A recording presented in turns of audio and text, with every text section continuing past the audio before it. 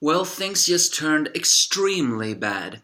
Actually, this makes a little bit of a point of the fact that all the times she has been on the battlefield, how come no one has really targeted her before?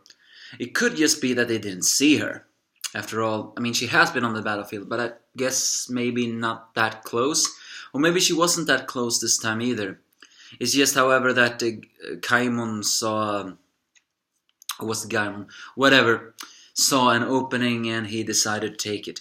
Regardless, this is a very big tension, especially in the cliffhanger. But was it a good chapter? Well, it's going too slow for my taking, and I do not know what to expect. The angry anime fan here, and yes, this is the summary of Kingdom Chapter 617.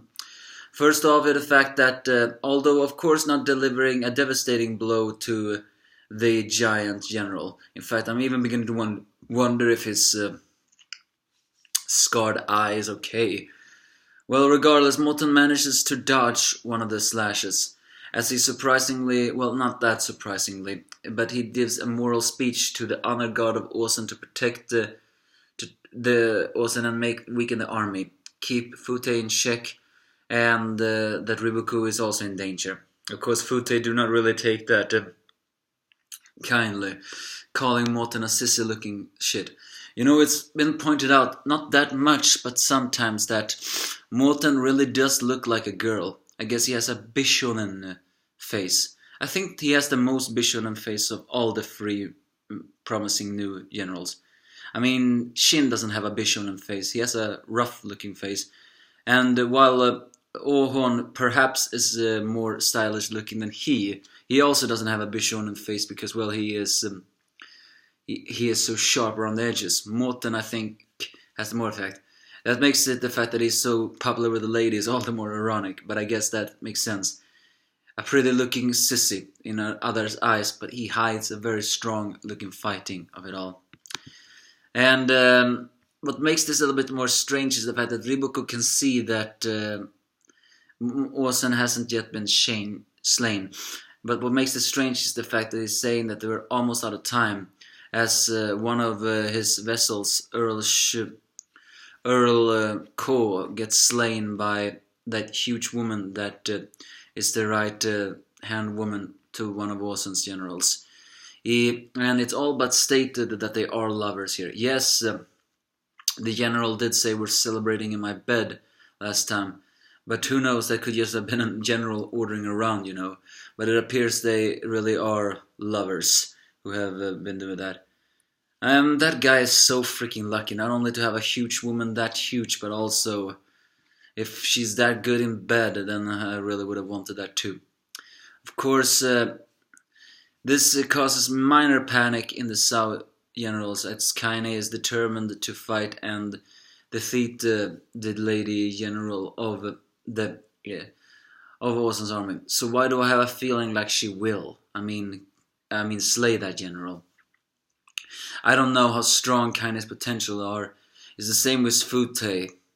They're young, but they're also working very closely with Riboku, so I wouldn't exactly call them weak, but I don't exactly know if they are considered on Shin's level, you know, that growing potential level strength or anything else.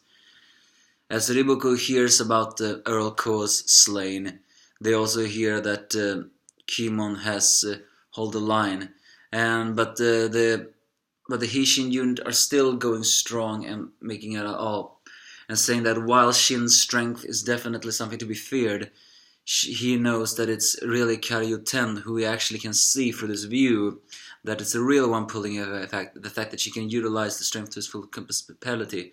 And he suddenly gets an epiphany. Karyuten is on the field, so he decides to go right to her, but not to throw away his life like he did before, proclaiming that Riboku will not die, because he knows how to stop the Hishin unit, and that is by killing Karyuten. Well, in a way, that makes sense. Karyuten, yes, Shin is definitely the strongest morale of all the units. Karyuten does not have that kind of morale, but she does have the strategy. And it's been stated many times that the strategy is what makes the type of strategy that the Hishin uses are what makes them strong. But Shin is strong. The thing is, though, that for Karyuten is to Shin a very important existence, like a little sister, although it's been implied that Karyuten sees Shin, is in love with Shin, but perhaps is too shy or perhaps not feeling like it's the right time to tell him that she is in love with him. After all, she did once say that her dream was to make him fulfill his dream as well. So that may be very likely that she is lying to herself and saying that she would prefer that happens before she confesses. Although, she's a strategist, so it makes sense that she would feel like confessing your love to someone who only sees you as a little sister may not be ideal, especially not when you are fighting for your life in many armies.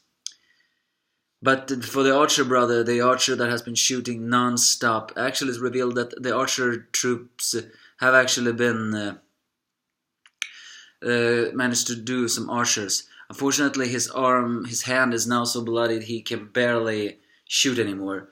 As he says to his little brother, or I said little big brother, that it's okay, you still can't shoot thing else.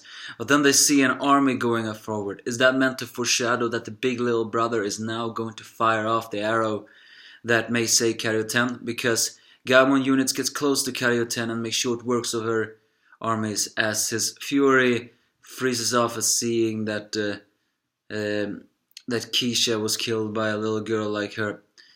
Her elbow gets pierced, and although they try to fire another one, she manages to block the second arrow with her hand. She's still very much hurt. As one prepares to skewer her, we suddenly see blood. Has the arrow of the big little brother reached in time, or is it something else? Either way, Karyuten just got wounded in the shoulder and in the hand. That is not a small wound, mind you. If Shin hears about that, is he gonna fly into a bigger fury than ever before, or he's gonna be in despair? Regardless, we didn't see who died here, but come on, you cannot kill off Karyuten. She is too important of a character. Yes, I still don't like her Japanese pronouns, but she is still a very important character. Granted, we didn't believe that Shuso would die as well. Shosa would die as well. But you get my point. There are too many important characters that are not meant to die this way. They will probably die, but in a more tragic way. Although granted, this is still tragic. But yeah, that scene with the archer brother, I think that is meant to say the big little brother is finally gonna fire the arrow. And perhaps they are the ones that are gonna kill Gaimon. Or he will, at least. Because I always wondered if the big little brother were the one who... the little big brother were the one who was going to die in this war. And his big little brother were the one who's going to take up his mantle. This seems to suggest, as of yet, no. But it seems to suggest that the big little brother will fire the arrow. So please do save her. That's basically this chapter. Again, the biggest thing is the fact that Gaimon almost is very close in killing Karyuten. And Moulton really does have the morale in it all to fight that way. But the fact that Riboku is saying that they are the ones out of time is actually kind of surprising. For someone who was so arrogant and always saying that they have everything in the palm of his hand, for him to say that is as actually getting troublesome is worth saying something. The question is who will reach Riboku first. Hoken still hasn't shown himself, and where is Battei? If you think about it, Battei and Kyokai would make an ideal opponent for Battei. The thing is, though, is that gonna happen? Give me your thoughts if you have any.